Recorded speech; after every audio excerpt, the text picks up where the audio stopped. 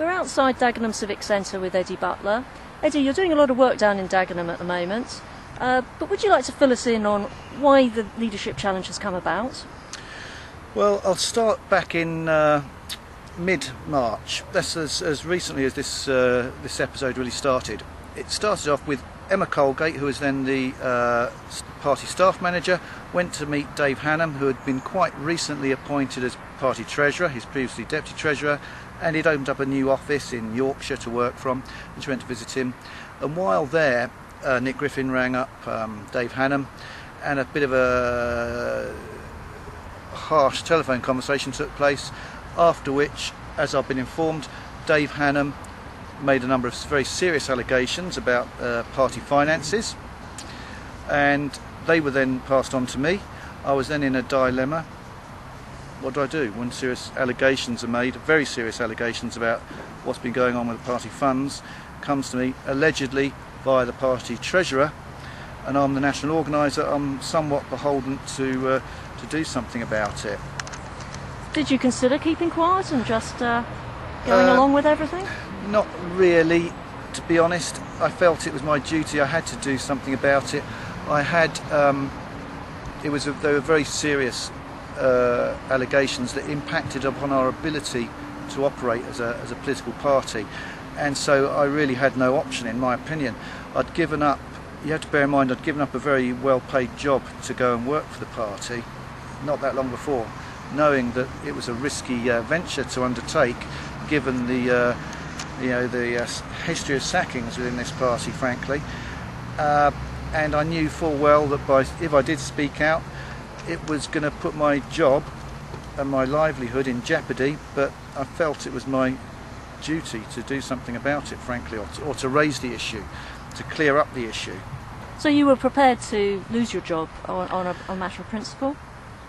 Yes, I obviously didn't want to lose my job, but the history of this party tells you that anyone that directly challenges Nick Griffin on an issue such as that is likely to lose their job. I was fully aware of that. I've known Nick a long time. I've known what goes on in this party for a long time. I did it with my eyes wide open. I knew that if the issue was raised, I was going to be skating on thin ice. What would you say to your detractors, though, Eddy, who might suggest that this is sour grapes, you've lost a job with the party, and that's why you're now causing trouble? Yeah, well, as I said, the whole reason I did this with my eyes wide open, I knew these are very serious allegations that I knew I had to raise. What could I do? I could shut up and do nothing and keep my nice little job, which would be a betrayal of everyone in the party, in fact, or I could speak out and put my job at threat. Frankly, the only thing we were going to do anyway was raise it at an advisory council meeting after the general election, to get to the bottom of what the truth of the matter was. That's constitutionally the only thing I could have done. There's all these talks of palace coups and so forth. It's pure nonsense, because there's nothing else I could conceivably have done apart from raise it at an AC meeting. And I would have spoken out at an AC meeting.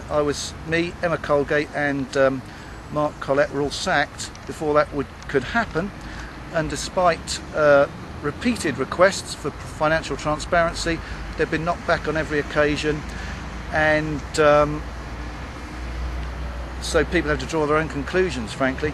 That is why I was sacked, because I was going to speak out and raise it at the AC meeting after the general election, which would have resulted in me being sacked anyway. So there's been no internal means of resolving these issues. In many ways, the Leadership Challenge has been forced upon everyone.